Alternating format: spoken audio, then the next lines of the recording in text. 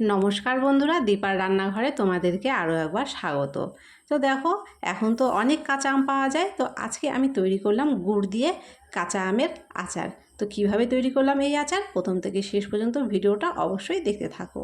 তো প্রথমেই দেখো, আচার তৈরি করার জন্য আমাদের আম লাগছে। আর এখানে আমি আম কেটে নিয়েছি, যে আটির সাইজের যে অংশগুলো হয় সেই অংশগুলো সহ আমি আমগুলো এখানে কেটে নিয়েছি। তারপরে দেখো, এখানে শুকনো একটা মশলা করতে হবে, সেই জন্য এখানে আমি প্রথমেই দিয়ে দিলাম 1 চামচ জিরা, তারপর দিয়ে দিলাম 1 চামচ মৌরি। এটাকে একটু ভেজে নেব। আর গ্যাসের ফ্লেমটাকে কিন্তু একদম লোতে রাখা হয়েছে। দেখো, এগুলো ভাজা হয়ে যাওয়ার পরে এখানে সামান্য পরিমাণ মেথি দানা দিয়ে দিলাম। মেথিটা একদমই বেশি দেওয়া যাবে না, তাহলে কিন্তু তিতে হয়ে যেতে পারে। এখন এইগুলো আমি নামিয়ে গুঁড়ো করে নেব। তারপরে দেখো, কড়াইতে এখানে আমি দিয়ে দিলাম সর্ষের তেল, আর এর মধ্যে আমি ফোড়ন দিয়ে দিলাম 4টে শুকনো লঙ্কা। শুকনো লঙ্কাটা একটু নেড়ে চেড়ে নেওয়ার পরে এখানে আমি দিয়ে দিচ্ছি 5 ফোড়ন। 5 ফোড়নের একটা সুন্দর কিন্তু গন্ধ বের হয়। তো যতক্ষণ না গন্ধটা বের হচ্ছে ততক্ষণ এইভাবেই নাড়তে থাকবো।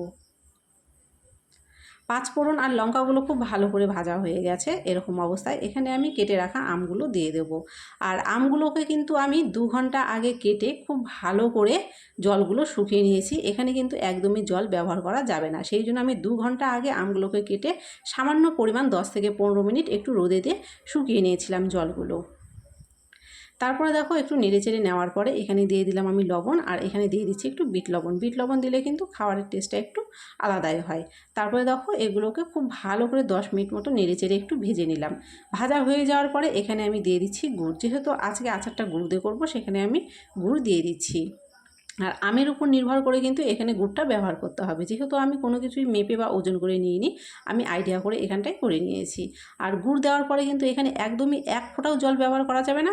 যখন দেখবে যে গুড়টা নিজে থেকেই গলে গিয়ে অনেকটা তরল হয়ে গেছে। তো আমি কিন্তু আজকের আচারে সামান্য পরিমাণ জলও ব্যবহার করি। তো দেখো, এরকম নাড়তে চাড়তে কিন্তু গুড়টা ঠিক এরকমভাবে গলে কতটা তরল হয়ে গেছে।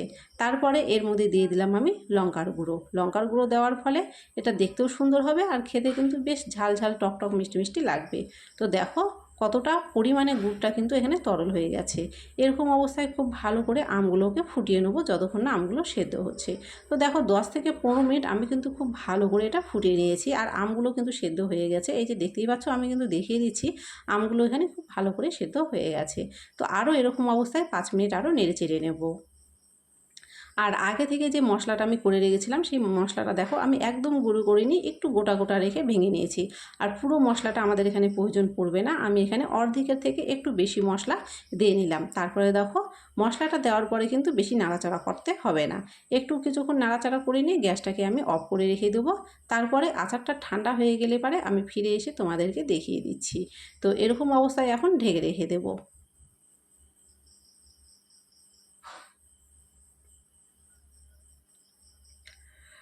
তো এইদিকে দেখো, আচারটা ঠান্ডা হয়ে গেছে আর আমি নামিয়ে নিয়েছি। তো আজকের আচারের রেসিপি তোমাদের কেমন লাগলো অবশ্যই কমেন্ট করে জানিও। ভালো লাগলো অবশ্যই লাইক করে দিও, চ্যানেলটিকে সাবস্ক্রাইব করে দিও, আর ভিডিওটাকে অনেক অনেক শেয়ার করে দিও বন্ধুবান্ধব আত্মস্বজনের মধ্যে। ধন্যবাদ তোমাদেরকে।